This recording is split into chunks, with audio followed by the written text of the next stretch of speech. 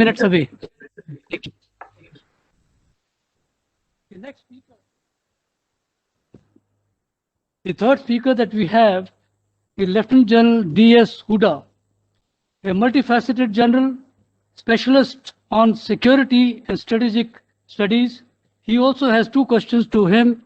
One of them is, what are the doctrinal changes do you recommend in view of the threat perception in multiple domains? One, is the asymmetric threat still relevant, especially in a two-front scenario? Over to you, General Huda. Thank you very much, General Ahluwalia. It's a great pleasure and great privilege to be here. We've had two outstanding presentations, and I'll now come sort of closer home and talk about crafting a strategy for India in future conflicts. In crafting a strategy that is India specific, I think we must realistically look at four aspects. The first is an assessment of the type of threats that we face. And I know Nitin before me has talked about both traditional and non-traditional threats. I'll be focusing primarily on the traditional threats because I think that's where the primary role of the military is. The second thing that we must look at while crafting our strategy is what are our military objectives? Thirdly, what capabilities we currently possess and what capabilities we can realistically hope to possess in the near future. And finally, what are the kind of organizational structures that we have? Because I think even organizational structures to a very large extent will drive what kind of strategy we can follow. So let me start with the first aspect. So what are the threats? And when we realistically look at our threats, the first threat is Pak-sponsored terrorism. Terrorism emanating from Pakistan that has a much larger dimension and then, therefore could lead us into a larger conflict. And the second threat is an unsettled border with China. We are increasingly seeing, as we have seen now, China is using this unsettled border to forcibly assert its claims. It's becoming much more assertive. What is happening on our borders along the LAC is also a part of a larger sort of geopolitical competition that is playing out, for supremacy in Asia. Attempt by China to establish its regional hegemony before it goes on to challenge the superpower. We could, of course, argue that these are current threats, but the reality is that while these are current threats, these are also threats that we will continue to face in the future. As a country, we also do not have any national objectives that require us to engage in large-scale offensive operations to achieve our political aims. I think what India wants is that there should be peace on the subcontinent so that we can carry on with our development, with our economic betterment for the people. And therefore, to counter these two threats, that is Pak-sponsored terrorism and actions of China on the LAC, what is the kind of strategy we need? And in my view, the strategy that we need to follow is a strategy of deterrence.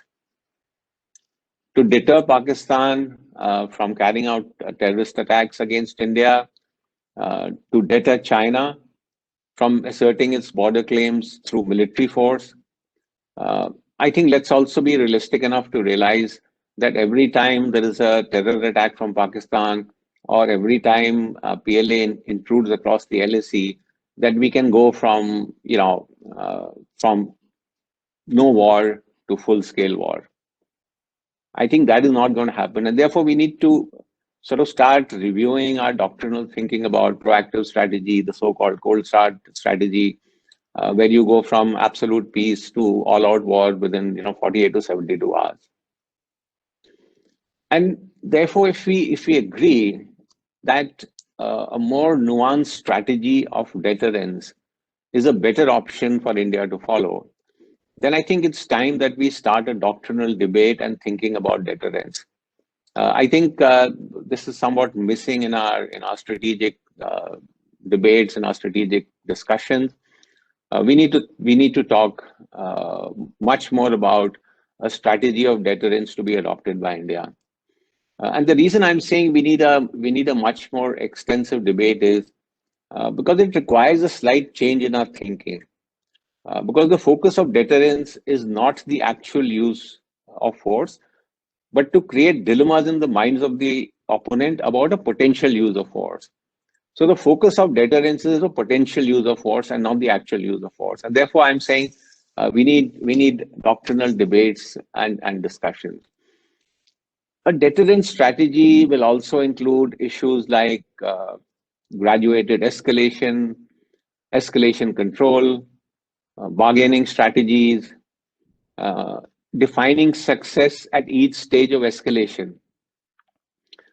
I am not suggesting that we should not prepare for an all-out conflict. There will be situations where deterrence fails, but an all-out conflict in our strategy should be the last option and not the first option as we are sort of looking at today.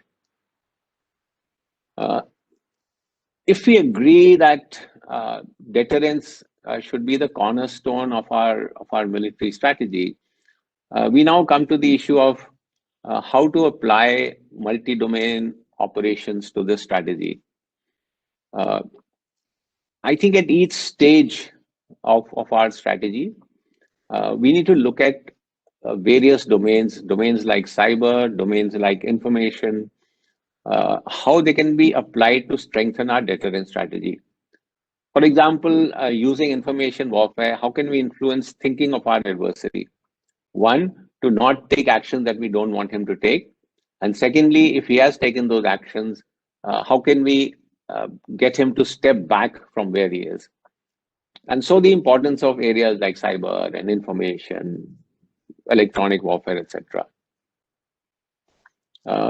I now come to my second major point.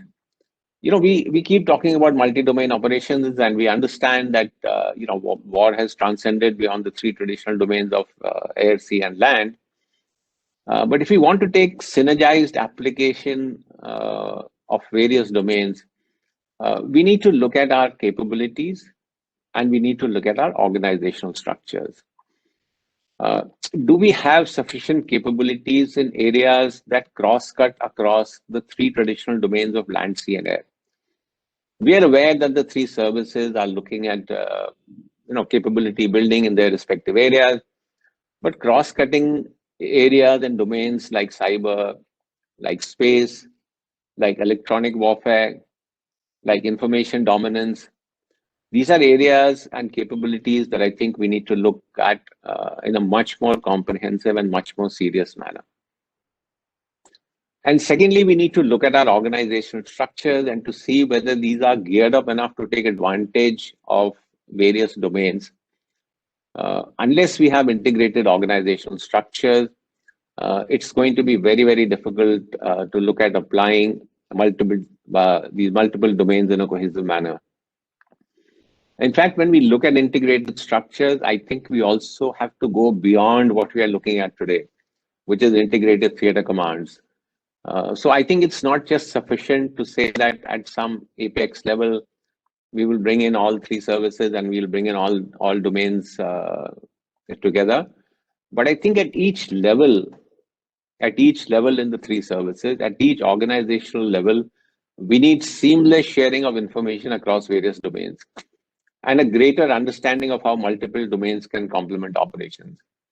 If a division commander or a corps commander does not have an understanding of how various domains are to be employed, cannot share information about various aspects, then I'm afraid it's going to be very difficult for him to even sort of visualize or conceptualize multi-domain operations.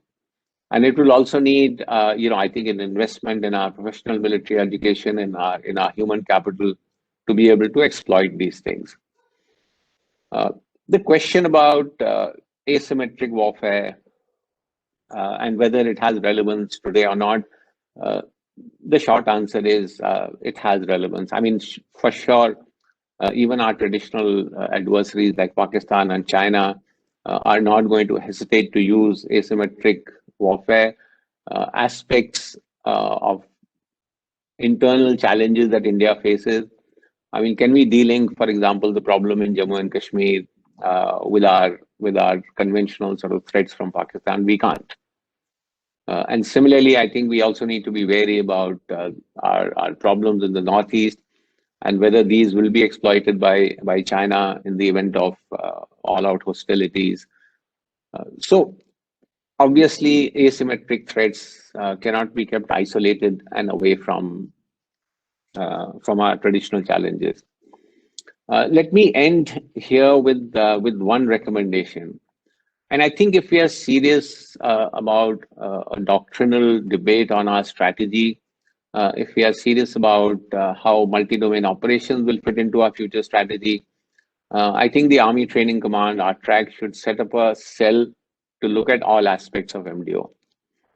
Because it's not enough that we have debates in seminars unless some actions and steps are taken where we seriously start looking at our doctrinal developments. The first thing that cell is required to do is define the domains.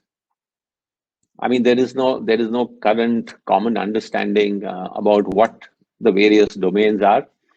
For example, there are many who feel that the human domain is extremely important and must be looked at, because in some ways, with the kind of influence operations that are going on today, the human domain could perhaps be among the weakest link in your war fighting chain. So we must start by defining the domains. We must look at doctrines. We must look at a strategy for multi-domain operations. We need to review our organizational structures. And I think more than that, we need to review our practices. I mean, how are we sharing information about each other? How are we sharing capability building? These are areas I think if a serious look can be done by the ARTRAC to set up some kind of a cell, I think that will be of great help. So thank you very much, General Ahluwalia, for giving me this opportunity, and I will end here.